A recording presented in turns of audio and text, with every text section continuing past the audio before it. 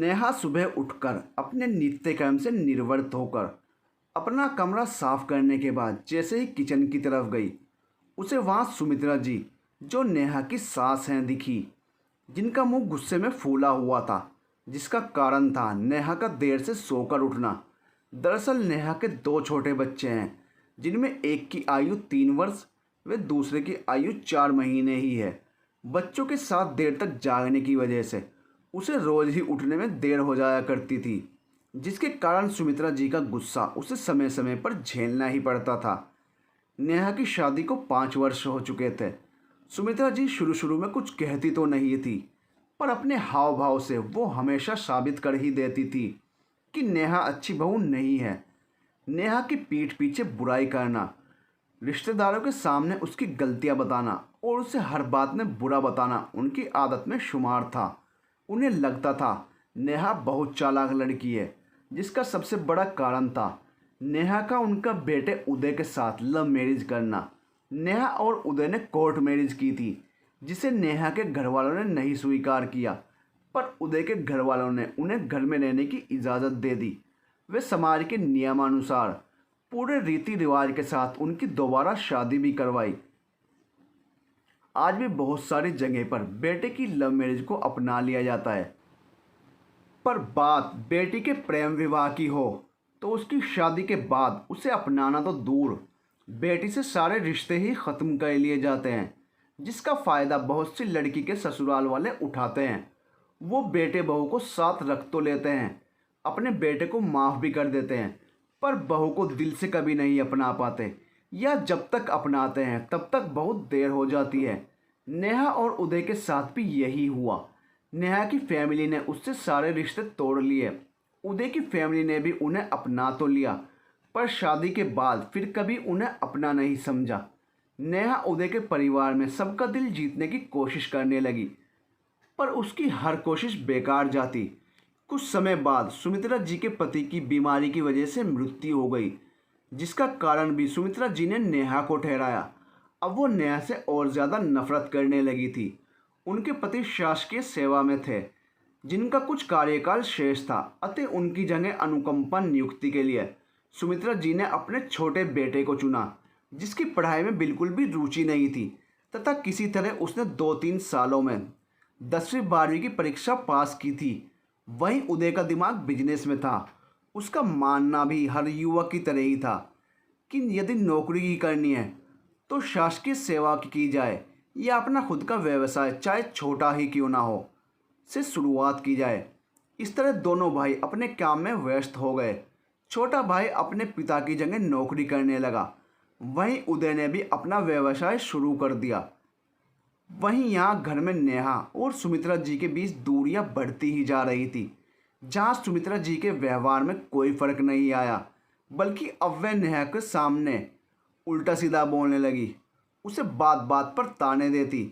वहीं नेहा भी तंग आकर कभी कभी उनकी गलत बातों का विरोध करने लगी, जिससे उनके बीच और दूरियां बढ़ गई। धीरे धीरे नेहा के 2 बच्चे हो गए। उनके आने से घर में रौनक आ गई।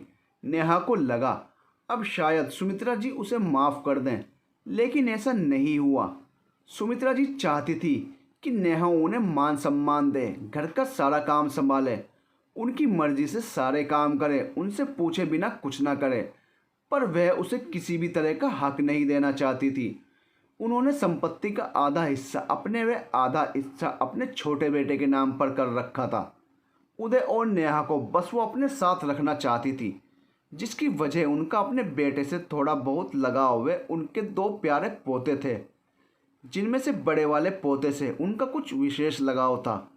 उन्हें उसमें उदय के पिताजी की छवि नज़र आती थी। उन्हें लगता था कि उनके पति उसके रूप में वापस आ गए, और कुछ समाज का डर था।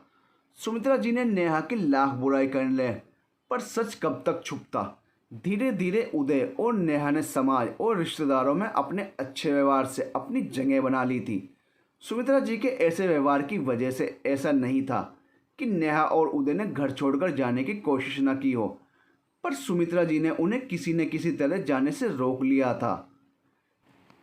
जब भी उदय ने नेहा और बच्चों को घर से ले जाने की बात की, सुमित्रा जी ने सभी परिवार रिश्तेदारों को इकट्ठा करके खूब तमाशा किया। वो ना तो उन्हें अपना रही थी और ना ही अलग जाने दे रही थी। शुरू शुरू में तो नेहा ने उदय से शिकायतें की, पर जब घर की कलह का असर उदय के काम पर व उसके स्वास्थ्य पर पड़ने लगा तो नेहा ने सारी बातें अपने तक सीमित रखने का फैसला किया। उदय सब समझते थे और वो नेहा से बहुत प्रेम भी करते थे, पर वो परिवार की अहमियत भी समझते थे। और जब तक उनके छोटे भाई की शादी ना हो जाए और वो सेटल ना हो जाए, वो अपने परिवार को छोड़कर नहीं जाना चाहते थे। उनका मानना था कि उनके पिता की मृत्यु के बाद वे अपनी माँ व भाई का ध्यान रखना उनका फर्ज है। वो अपने व्यवसाय पर अधिक से अधिक ध्यान देना चाहते थे, जिससे वो अपने परिवार के और नेहा के हर छोटे बड़े सपने को पूरा कर सके। वो बहुत सुलझे हुए व्यक्ति थे जो कभी भी किसी के दुख का कारण नहीं बनना चाहते थे। वो परिवार में सभी को खुश रखने की कोशिश करते, पर जिंदगी बरसात के मेंढक के समान हो गई थी, जहाँ दूसरे को पकड़ो तो पहला हाथ से छूटकर निकल जाता है। इस दुनिया में सबको एक साथ खुश रखना संभव ही नहीं है। धीरे धीरे समय निकलता गया। नेहा के देवर की शादी की बात शुरू हुई। रिश्तों की लाइन लग गई। भले ही एक व्यवसाय वाला व्यक्ति नौकरी वाले से कहीं अधिक कमाता हो, पर समाज में सरकारी नौकरी वाले लड़कों की अलग ही डिमांड होती है। अपना बेटा भले कुछ ना करे, पर दामाद सबको सरकारी नौकरी वाला चाहिए। अगर सोचा जाए तो जिस तरह दहेज मांगना कानूनन अपराध है, वहीं अपनी बेटी की शादी के लिए सरकारी दामाद ढूंढना भी गलत है। मानते हैं हर माता पिता अपनी बेटी की भलाई चाहते हैं, उसका सुरक्षित भविष्य चाहते हैं, लेकिन सरकारी नौकरी बेटी की खुशियों की गारंटी नहीं होती।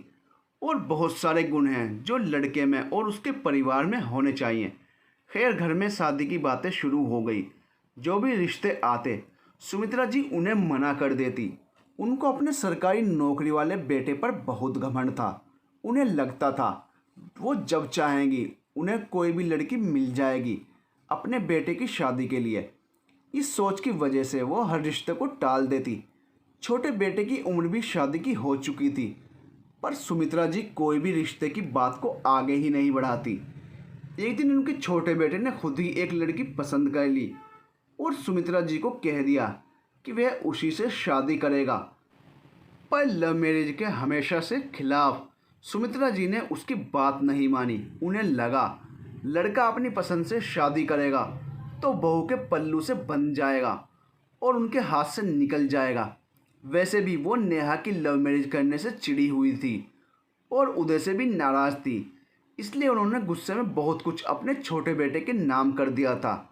उन्हें डर था कि आने वाली बहू नौकरी के दम पर उनके बेटे को उनसे दूर न ले जाए, इसलिए उन्होंने अपने सगे संबंधियों से दबाव बनवाकर और लड़ झगड़ कर उसकी पसंद से शादी करने को मना कर दिया और जल्दी जल्दी में खुद ही एक गांव की गरीब परिवार की लड़की से उसकी शादी करवा दी।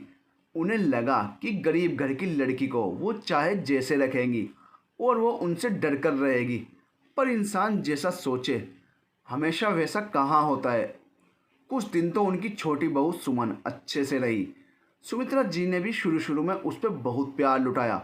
वो नेहा को सुनाने के लिए भी सभी से सुमन की बहुत तारीफ करती, उसे संस्कारी और हर काम में होशियार बताती, उसके लिए नई नई चीज़ें लाती। उन्हें लगता कि इन सबसे नेहा को लगेगा कि उसने कोर्ट मैरिज करके कितनी बड़ी गलती की है। अगर उसने अपने माँ बाप की पसंद से शादी की होती तो उसे भी इतना प्यार और मान सम्मान मिलता। पर उनकी आशा के विपरीत नेहा को इन सब बातों से फर्क पड़ना बंद हो गया था। उसकी दुनिया अपने बच्चों और पति तक सीमित थी। वो सुबह से सुमन के साथ मिलकर सारा काम करती और फ्री टाइम में अपना वे बच्चों का बहुत ध्यान रखती। अपने बच्चों को अच्छी से अच्छी परवरिश देने की पूरी कोशिश करती। समय अपनी गति से निकल रहा था। धीरे धीरे सुमित्रा जी के व्यवहार से सुमन उन पर हावी होने लगी। भले ही सुमित्रा जी ये सब नेहा को नीचा दिखाने के लिए करती, पर सुमन को लगता कि उनका छोटा बेटा उनकी कमज़ोरी है और वो भी उसे बहुत प्यार करती हैं और अपनी संपत्ति का आधा हिस्सा वैसे भी वो अपने छोटे बेटे के नाम कर चुकी थी। उनका कहना था कि आधा हिस्सा उनके छोटे बेटे का है और आधा उनके नाम पर है। अगर नेहा और उदय को उनका हिस्सा चाहिए तो नेहा को हमेशा उनके साथ रहना होगा और उनकी सेवा करनी होगी। नेहा अगर उदय को लेकर उनसे दूर गई तो वो उसे अपनी संपत्ति में से कुछ भी नहीं देंगी।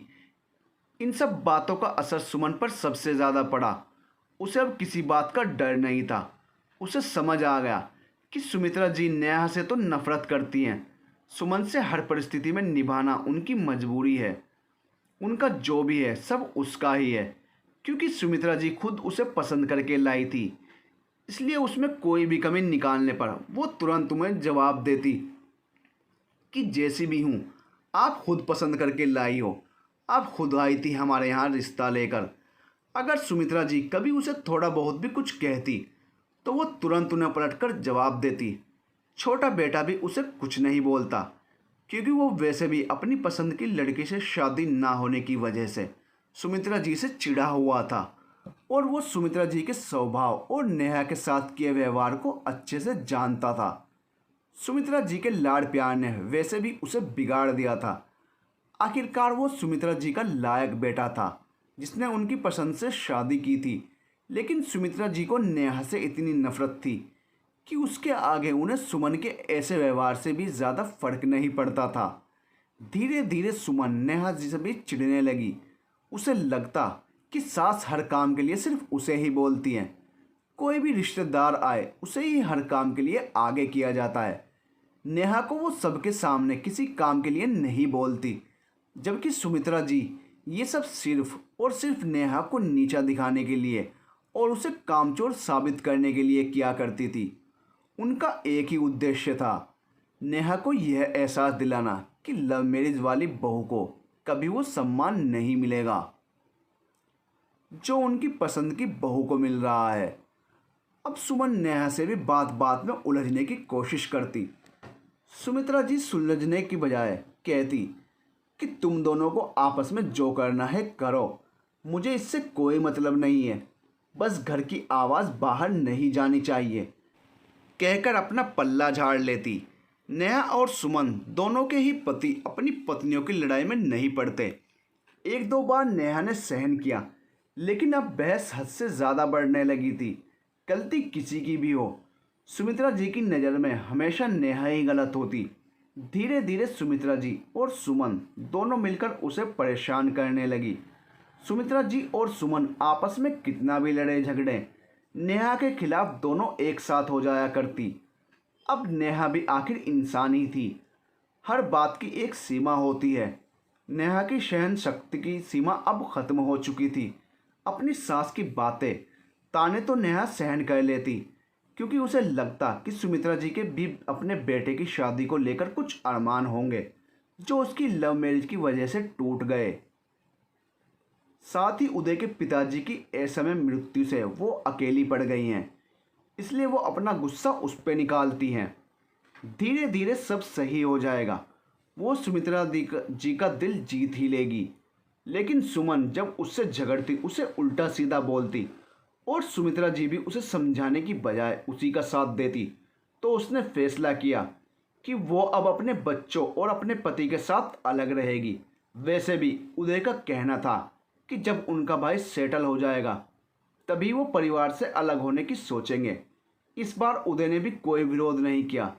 सुमित्रा जी ने फिर बहुत नाटक किया, सब रिश्तेदारों को इकट्ठा कर लिया, रोना धोना किया, पर सभी ने उन्हें समझाया कि साथ रहकर रोज रोज की लड़ाई से अलग अलग प्यार से रहना ज़्यादा बेहतर है। सुमित्रा जी की उन्हें रोकने की लाख कोशिशों के बाद भी उदय नेहा के साथ थोड़ी दूर पर फ्लैट लेकर रहने लगा। नेहा नई जगह आ गई, वो कभी भी अकेले नहीं रही थी। मायके में उसका भरा पूरा परिवार था और ससुराल में भी सुमित्रा जी ने कभी भी उसे और उदय को अकेला नहीं छोड़ा था।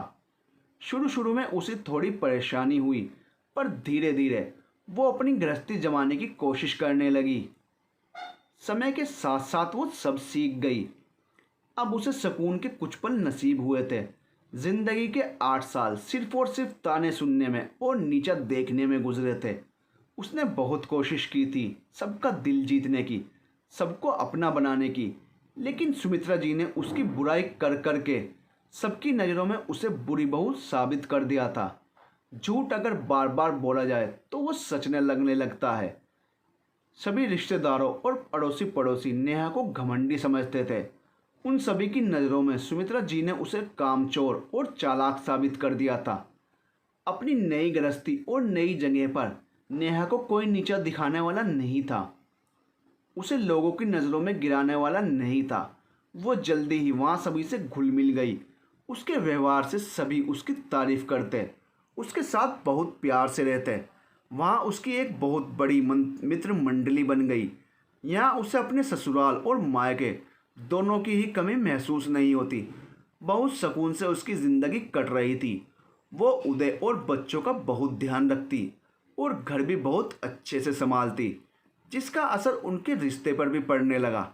अब नेहा और बच्चों का खिला खिला चेहरा देखकर उदय भी हमेशा खुश रहते।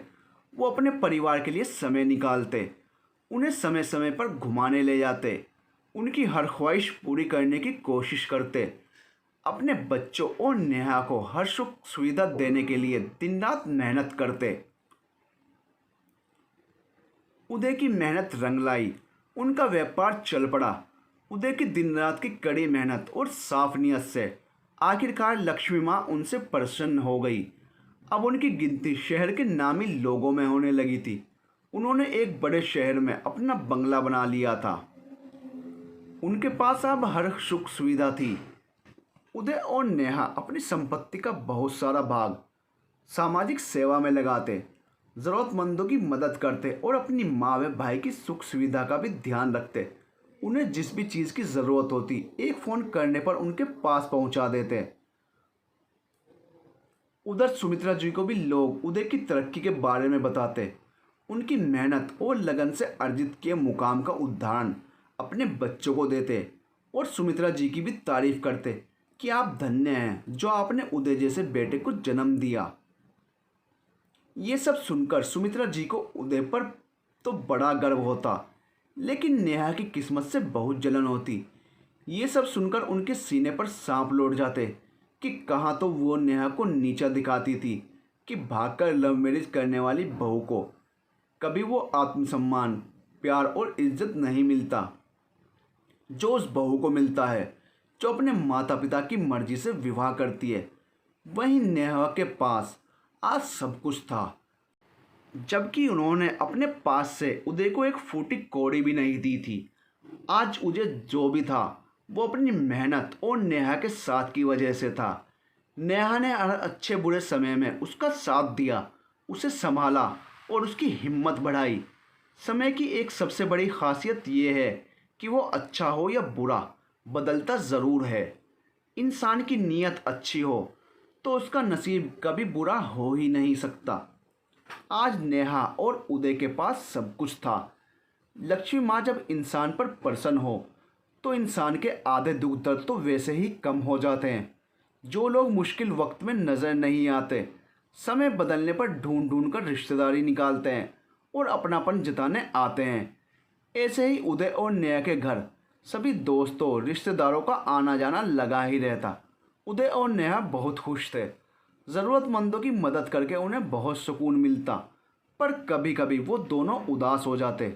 दरअसल नेहा और उदय की बहुत इच्छा थी कि भगवान उन्हें एक बेटी ज़रूर दे, पर उनकी ये इच्छा अधूरी रह गई। जब नेहा को दूसरी बार बेटा हुआ तो वो बहुत रोई कि उसकी ख्वाहिश अधूरी रह गई, पर इससे ज़्यादा दुख उसे इस बात का था कि वो उदय की ख्वाहिश पूरी नहीं कर पाई। उदय उसे समझाया करते, जो भगवान की मर्जी हो वही होता है।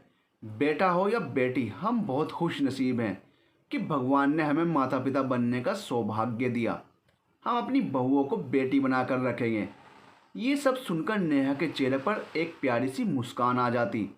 उसे उदय की हर परिस्थिति में संतुष्ट रहने की आदत पर बहुत गर्व होता और वो खुद को बहुत खुशनसीब समझती कि उसको उदय से शादी करने का फैसला उसकी ज़िंदगी का सबसे अच्छा फैसला था। कभी कभी उदय को अपनी फैमिली की बहुत याद आती, तो नेहा उन्हें उसकी माँ से मिलने भेज देती। उदय जब भी सुमित्रा जी और अपने भाई से मिलने जाते, सुमित्रा जी उन्हें तरह तरह से अपने परिवार सहित घर वापस आने का दबाव बनाती। जब उदय उन्हें समझाते कि साथ रहकर भी आप खुश नहीं रहोगी माँ, न आप मेरी लव मैरिज वाली बात को स्वीकारोगे, न नेहा को अपनी बहू के रूप में स्वीकारोगे, इसलिए अलग रहने में ही भलाई है, तो वो उन्हें तरह तरह की दलीलें देती कि लोग कहेंगे कि पैसा आया तो अपनी माँ और भाई से मुंह फेर लिया।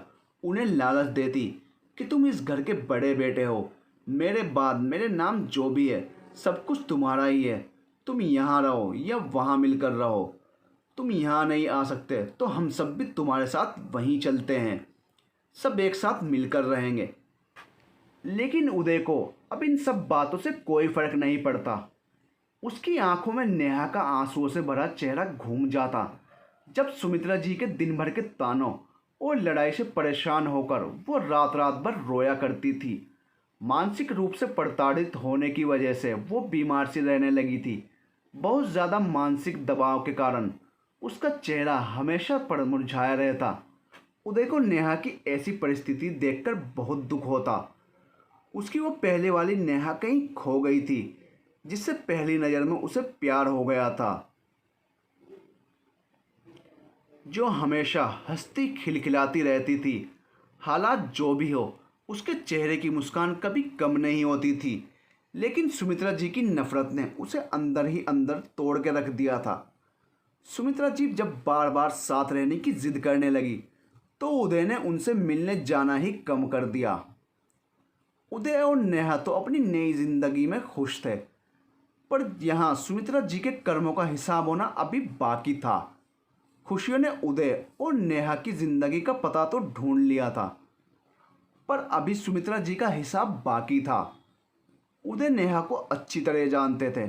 उन्हें पता था कि अगर वो कहेंगे तो वो भले ही सुमित्रा जी के पास ना जाए, पर उन्हें अपने पास ज़रूर बुला लेगी, और फिर वही सब के सब होने की बहुत अधिक संभावना है, जो पिछले 7-8 सालों से नेहा के साथ होता आया था।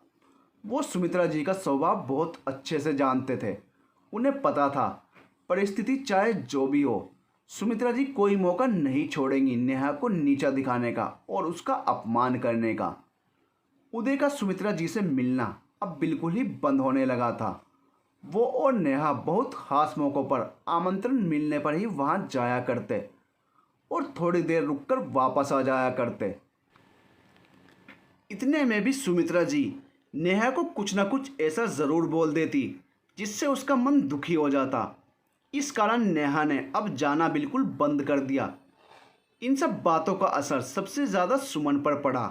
उसने लगने लगा नेहा और उदय तो अपने परिवार के साथ सुमित्रा जी की किचकिच से दूर अलग मज़े में रह रहे हैं, और उसे सुमित्रा जी को ज़िंदगी भर झेलना पड़ेगा। अब सुमित्रा जी के पास नेहा तो थी नहीं सुमन के साथ मिलकर नीचा दिखाने के लिए या उसका अपमान करने के लिए, इसलिए उनका पूरा ध्यान अब सुमन पर रहता। सुमन को घर का सारा काम करना पड़ता, साथ ही सुमित्रा जी के मायके से कोई ना कोई कभी भी रुकने आ जाया करता।